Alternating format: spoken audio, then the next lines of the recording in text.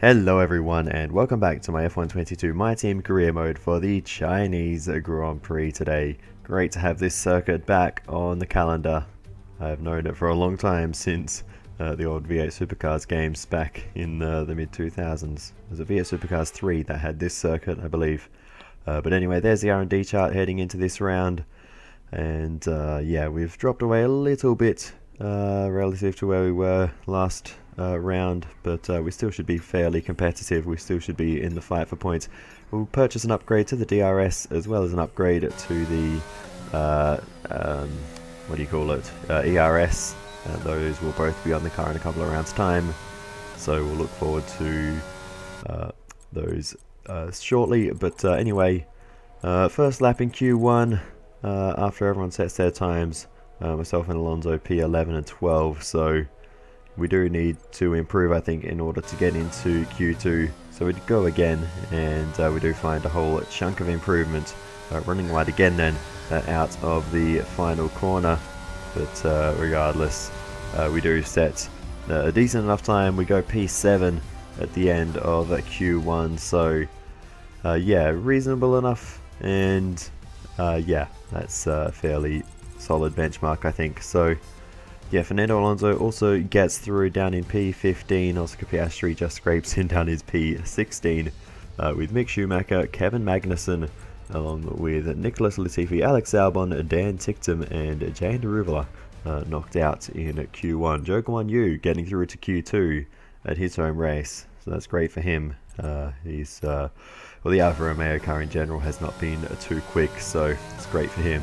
But anyway, we move on then into Q2, and we put the scrub set of tyres on just to give myself a little bit more time to get up to speed, and then we went out once again on a new set and improved on that time, and we actually go quickest of the session. So admittedly, I think for this session I may have had the difficulty set a little bit too low, so yeah, we'll have to amend that for the race. But yeah, that is what has happened. Fernando Alonso gets knocked out down in P13, which is more realistically where the car is, you know, just sort of on the limit of whether we get in or not.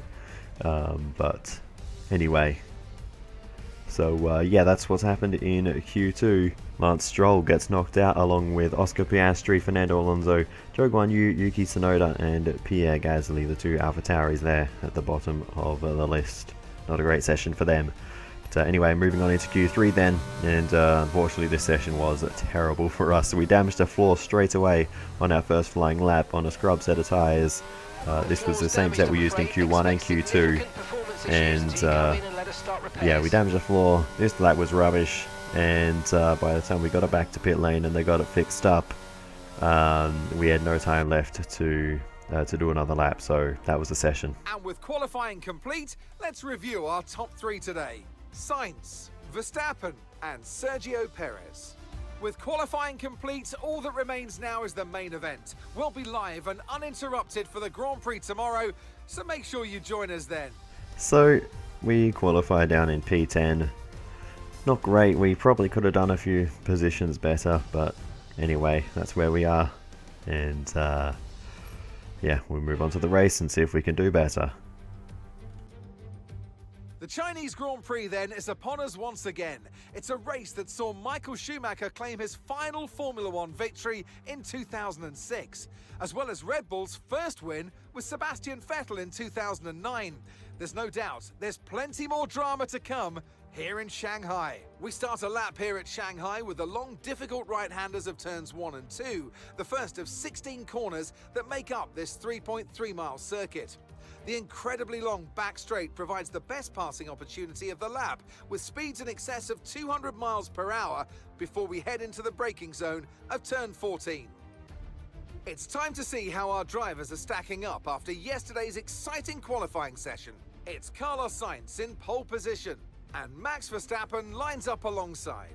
Moving on to the rest of the grid, we have Perez, Leclerc, Lando Norris, and Ricciardo, Russell, Hamilton, Ocon, and the scientist. Stroll, Oscar Piastri, Fernando Alonso, and Joe. Tsunoda, Gasly, Mick Schumacher, and Kevin Magnussen. Latifi, Albon, Tictum, and Jehan Daruvala. And now it's time to head down to the track. Anthony Davidson joins me once again in the commentary box. Ant, it's fantastic to have you with us here, but I'm curious, as a man with experience out on the track, how do you stop those pre-race nerves from becoming overwhelming when you're lining up on the grid? Well, I imagine they'll be starting to feel the adrenaline as they anticipate the run down into turn one, a bit like preparing to go into battle. The unknown situation will bring nerves, but that's a good thing. It will keep them focused on the moment and on their surroundings as we build towards the start of the Grand Prix. Okay, now that we've got some good points on the board, let's continue this form and aim for another top 10 finish. Alrighty, let's try to do that. Looking at strategy for this one, we're going to go from the medium tyres to the hards. I don't want to touch the soft tyres. I distinctly remember them being awful around this track. So, yeah, mediums to hards will be the call for this one. The only other drivers starting on mediums will be the AlphaTauris, Pierre Gasly and Yuki Tsunoda. Everyone else will be starting on the soft compound tyres. So now we then go to the 5 red lights for the Chinese Grand Prix.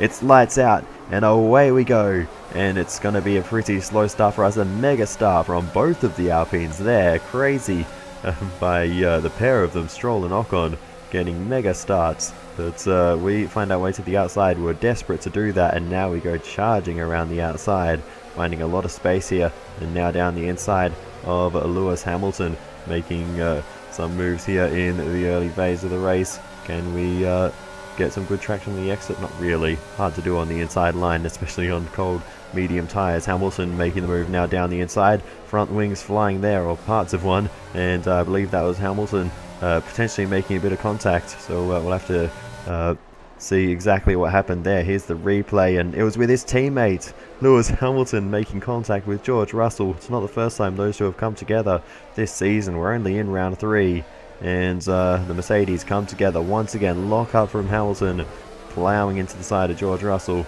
and front wing end plate off for Lewis Hamilton. And that is potentially going to ruin his race, or at least have a significant hindrance to it. Russell will be lucky to get away with damage as well. Back on board with us, we are scrapping away with the home favourite, Zhou Guan Yu. He's made the move on us as we had a bit of a wobble. We'll go back down the inside though, and we'll find our way back through as the scrapping continues through the opening lap. And we'll now have a look at a replay at the front of the field of the start. Carlos Sainz took pole position, and it was a perfect conversion off the line, and the Ferrari man will lead the way through turn 1. And this is exactly what Ferrari needs after things didn't quite go to plan in Melbourne. They need a strong race here, and it has started well for Carlos Sainz.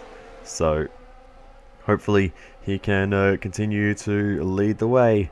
And yeah, he's absolutely nailed the start. So it's going to plan so far for the red team. Meanwhile, we are starting to put the pressure on Alonso. This is a fair way into the race after we sort of get to the crossover point where the medium tyres are starting to work better than the softs. And it didn't take too long for us to get to this point. Only 7 laps, 6 laps even, into the race. So yeah, that's yeah, really was a short run on the softs before the medium tyres started to really to work better. We're going to make the move on Lance Stroll as well, and that was a little bit aggressive, I will admit. Here's the replay. I thought we actually made contact, but Stroll did a great job to open up the steering and give us the room on the apex there, because we were going quite deep into the apex. Here's the onboard looking rearward from Lance Stroll, from Esteban Ocon rather, and yeah, we carried a lot of momentum there. But my main focus was not ploughing into the back of Esteban Ocon, so I didn't want to turn too aggressively into the apex. So yeah, it was a tricky little move to make, but with those two running so close together, it was quite hard to do. But anyway, the Alpines were scrapping away and holding each other up, so that really allowed us to catch up. I think Stroll definitely had better pace, but Ocon was not going to let him go. So the Alpine teammates not working together particularly well so far in this race. And now Stroll has decided not to make a pit stop yet, as there's a mechanical failure for Charles Leclerc, and his season could not be going much worse after he took victory in the first race. A mistake in race 2, and a mechanical failure in race 3. He's just leeching points here and there and everywhere for Charles Leclerc. That is absolutely disastrous.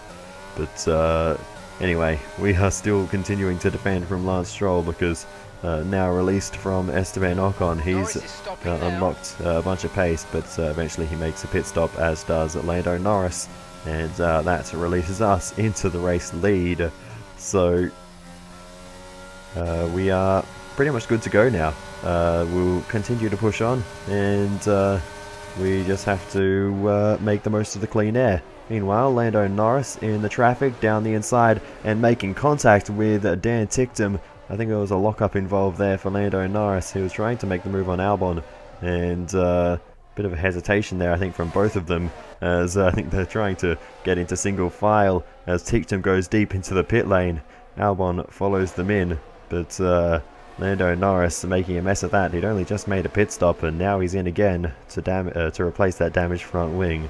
So it's a shame for Lando Norris, and it's potentially race ruining for him as well. So yeah, Lando getting a bit aggressive there, trying to overtake cars that were about to come into pit lane anyway. So it's a shame for Lando, and he will go tumbling down the order amongst the back markers of the field.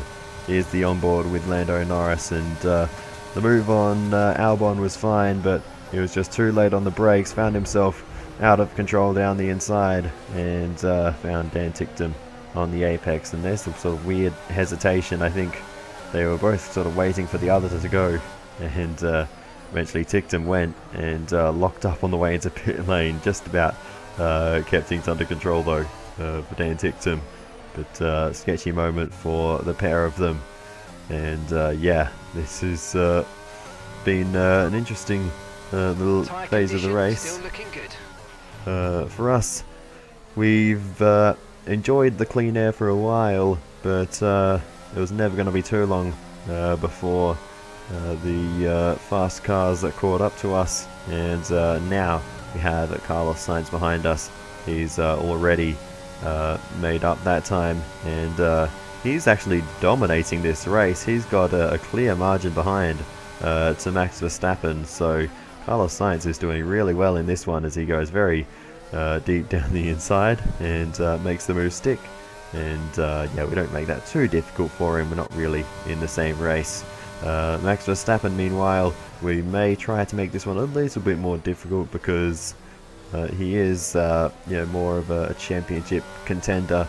So if we can, we'll try and hold him up, but I don't think we're really going to be able to hold him off for too long, and we'll see what he does here. We are going to try and hold the outside line here through turn 1 and switch it back to the inside, and they always leave the door open, so we're going to try and go for it down the inside, and we'll get back alongside. We'll try and hold it around the outside of turn 2, and we can't quite keep it there, unfortunately, and Max Verstappen is through, and that's about all the fighting we could do. Okay, be careful. We think you're going to start losing some tyre grip anytime now. We planned the switch back, but every corner on this track seems to go the opposite direction to the one before, and yeah, we're always going to find ourselves on the wrong side of the track at one point or another. So yeah, that was a lost cause, I think. We continue onward, and now we have Sergio Perez catching up to us, and once again, in the interest the pit window now, and you're going to be on hards next time. of trying to generate the best race result we can, we're not going to make that too difficult for Sergio Perez.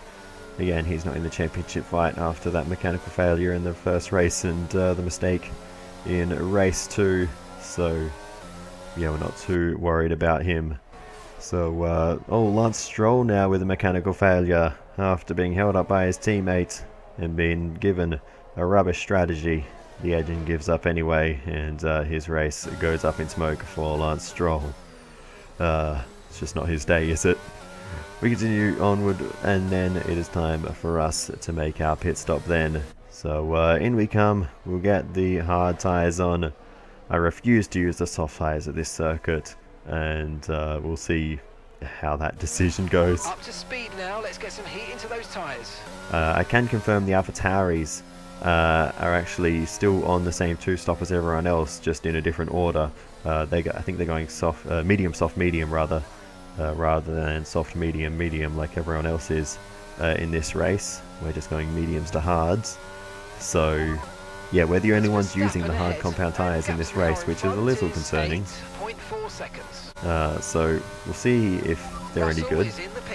We do reclaim 4th place though, so I think that is our target. If we can finish P4, I think that will be pretty good. That was ultimately the goal of this strategy, was to get us into some very good track position, and then we can just try and hold on. George Russell is launching an attack though down the inside. We give him the space, and I think he still made a bit of contact with us, and we're going to hold him off, and he's going to have to rethink his approach there. He was sort of half-hearted, went for it at the last minute, and then found himself clambering over the curbs on the inside. So yeah, a bit clumsy there from Georgie boy, and he was not able to make the move. So we continue to push on then, and now we have actually backed George Russell all the way back into Lewis Hamilton, and they've had a few run-ins so far this season. Let's see if we can generate another one if we continue to induce battles between these two, but Russell ends up dropping away a bit, and it's Hamilton the one putting the pressure on. We'll hold him off again, as we were very robust in our defense there, but for now we're doing the job, but it's getting very tricky to defend from these two. It's fortunate we have a lot of practice defending from the previous race in Melbourne. We've got a lot of practice there, and now we're getting even more experience. So by the end of this season we are going to be impossible to overtake. It's just no one's going to get past us. We are going to be the masters of blocking. But anyway, we continue on. This is on board with Russell through that little battle, and he had a bit of a moment as we were fighting away with Hamilton, and that allowed Ricciardo through, and Ricciardo is having a pretty decent race here, and as we've been scrapping away with the 2 Mercedes cars, he's been closing up to this battle and sneaking up on us, so we're going to have to watch out for Ricciardo, because he's definitely got some decent pace. So yeah, he's in amongst the fight now, as we're continuing to robustly defend from Lewis Hamilton.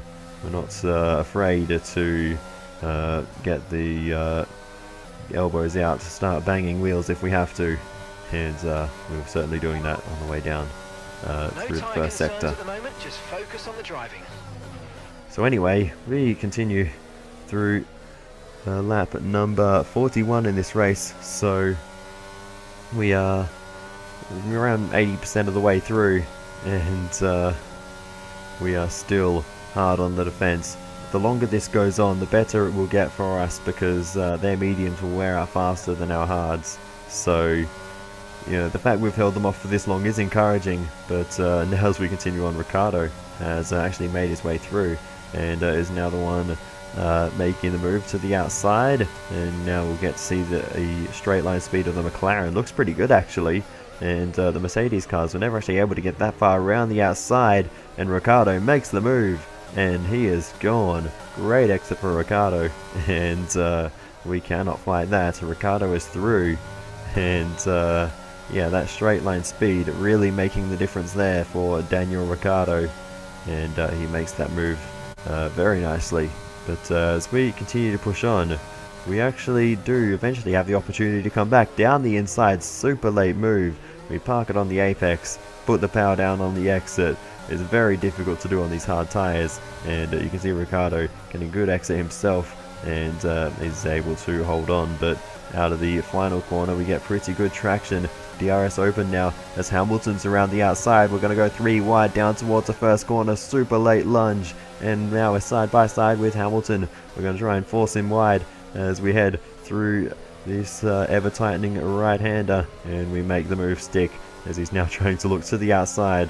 But we'll cover that one off as George Russell now has a mechanical issue, and we'll go on board now with Daniel Ricciardo through that little battle. And you can see Hamilton was really trying, looking every which way to get through there, and we just continuously tried to show him the outside line. It worked for us, and we were able to hold on to the position.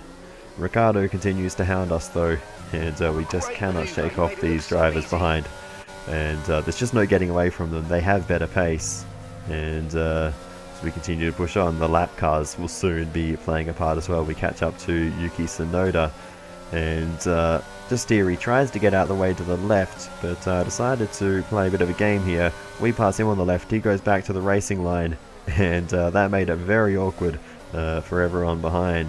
Daniel Ricciardo got held up, and Hamilton was able to get through. So overall probably not a great move, because I think Hamilton's got overall a faster car, but I think we certainly did gain time out of that versus the battle behind. Ricciardo did actually manage to get back past Hamilton, as he had a wobble though later on, and now Ricciardo is once again going for the move. So the scraps continue among the three of us. George Russell has of course dropped away with that mechanical issue, so it's a three-way scrap, although it's worth mentioning Esteban Ocon is not too far behind us, so we do have to watch out for him too. But it's mostly just between myself, Ricciardo, and Hamilton. Your teammate behind is 31.7 seconds. Back down the inside of Ricciardo then. Super late move. We just about got the nose in though, and he left us the room, and we're able to get back through. That was a bit sketchy trying to make the re-overtaking move down the inside of the first corner. It's very difficult because it's a relatively short braking zone, a very awkward line on the inside there, but we were able to make it work. It's it's a wide circuit, but that's a one-line corner really, so it's hard to get through there side by side. But anyway, we're continuing to fend off the cars behind. There's only so many different ways I can say that before I start repeating myself, honestly. But anyway, we are up to lap 52 now, and the battles just never stop. Tyre condition still looking good. And now Daniel Ricciardo making a move in a different spot now, down the inside into this right-handed hairpin, and he's not able to make the move though, and we hold on once again. So I think we've sort of gotten through the worst of it now, as Alex Albon retires from the race again. He retired from Melbourne, I think, so bad reliability for Aston Martin. So yeah, that's a shame for Alex Albon. But yeah, we now begin the final lap of the race. Final lap of the race. Okay, so we're leading our teammate by 31.5 seconds. After what seems like an eternity of defensive driving, Hamilton and Ricciardo are battling it out once again behind, running side by side. We're not going to worry about them though, because with that fighting, it's going to allow us to get away, which is fantastic news. But what is even better news for Ferrari is that Carlos Sainz rounds the final corner, and he is going to win the Chinese Grand Prix. Fantastic stuff for Ferrari and Carlos Sainz. Brilliant drive. Meanwhile, on board with Lewis Hamilton, he has another wobble through that left-hander at the end of the second sector. Ricciardo gives him a wallop on the way past, and that is going to secure P5 for Daniel Ricciardo and P6 for Lewis Hamilton. But after much defending, we are going to round the final corner and bring it home in P4. We were not under threat on the final lap, as the two behind were scrapping away way too much. And that's the end of the race. We'll see you in Parc Fermé. We bring it home in P4. That was incredibly hard fought. But there we have it.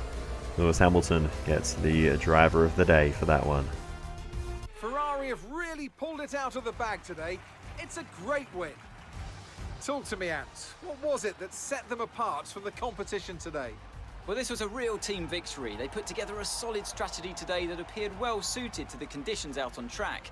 The driver did everything that was expected of them in the moment to really execute the team's plan to perfection. A shining example of how F1 really is a team sport.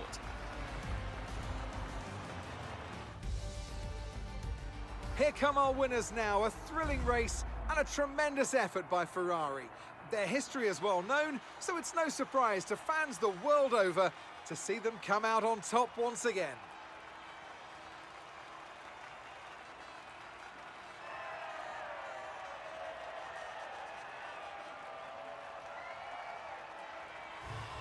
So, Carlos Sainz takes race victory here in China. What a result for Ferrari. Max Verstappen, great points for his championship with second position, and Sergio Perez on the podium in third. Max Verstappen should be pleased with his performance, making gains at the top of the table. Let's have a look then at the driver's standings. So, Anthony Davidson, who would you rank as your driver of the day? Well, for me, it's got to be Lewis Hamilton. the multiple world champion. May be the boring choice at this point, but you can't argue that he's a driver deserving of his reputation. Let's move on to the constructors. And Red Bull take over as championship leaders. Meanwhile, good work from the owner-drivers team this weekend, who pushed themselves further up the order. I'm equal parts exhausted and elated with this weekend of Formula One, so be sure to join us for the next one. Alrighty then, let's have a little run through the finishing order. Carlos Sainz, of course, took a race victory ahead of Max Verstappen, Sergio Perez, myself, ahead of Daniel Ricciardo, Lewis Hamilton, Esteban Ocon, Lando Norris, George Russell dropped all the way down into 9th position with those mechanical dramas, and Fernando Alonso grabs the last points paying position. So yeah, he actually had a very, very lonely race. He was the last car on the lead lap, and the car in front was what's that, like 16 seconds up the road.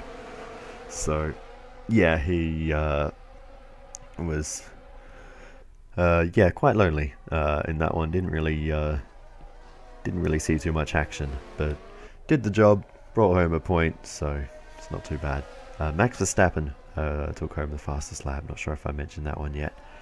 In terms of the drivers' standings then, Max Verstappen maintains the lead, and he now has a lead of a whopping 22 points over Carlos Sainz, who now moves up into 2nd position. We remain 3rd, and Charles Leclerc drops to 4th place. Daniel Ricciardo moves up to 5th, so a lot of movement as Lando Norris drops to 6th. So, I mean, yeah, of course there's going to be a lot of movement in the early rounds of the standings of the championship. There's going to be a lot of movement in the standings. Fernando Alonso has scored 3 points so far, and he sits 12th in the standings. In terms of the constructors' standings then, Red Bull lead the way. They take over from Ferrari, although the gap is only 5 points. McLaren sit P3, 50 points adrift. They've scored 47 in total. Just 6 points ahead of us. We've got 41 points so far this season. Only 1 point ahead of Mercedes. So, still very close for 3rd place between McLaren, Mercedes and ourselves. But yeah, we'll see how that plays out over the course of the season. So, yeah, things are looking pretty good.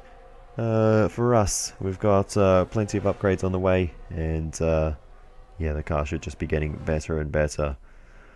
But anyway, yeah, with all of that said, let's get back to HQ and go through all of that stuff. So, the rivalry with Ricciardo, I believe I actually said Lando Norris at the end of the previous episode, but anyway, continues to go well, and that was another part of the reason. I also sort of forgot to mention that during the race, but that's another reason we're fighting him so hard. He is of course our rival, so we need to make sure we're beating him, and getting those rivalry points. But anyway, money rolling in, 5.24 million rather. So yeah, we do need to make sure we have some money in reserve as well, because midway through the season, of course, we need to be re-signing Fernando Alonso, and he be expensive. But anyway, we have a personnel department event. We need your input on how to address an issue concerning our driver. And they want Fernando Alonso to start doing yoga. So yeah, we can say no, and that will increase his racecraft, or we can say yes, and that will increase his awareness, both by +7. I believe the effects are temporary, just for like one race. So if I actually remembered what the stats were, this would be a lot easier.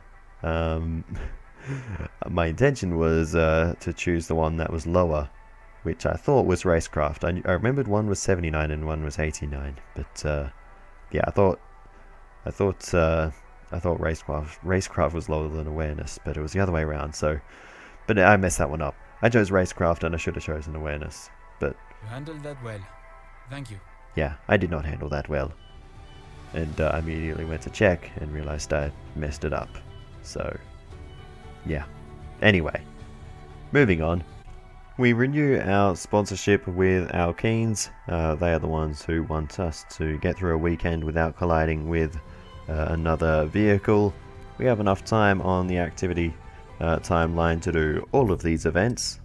So now we go through the timeline then, and we do the reaction training for Fernando Alonso. A little check on his focus after that. It's 20, so yeah, it's the same as where we left off after Melbourne, so no improvements through this round. We had a major issue on the production line earlier this week, so the entire development package for this weekend has failed.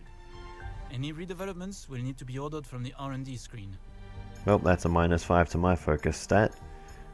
Double failure on the production line.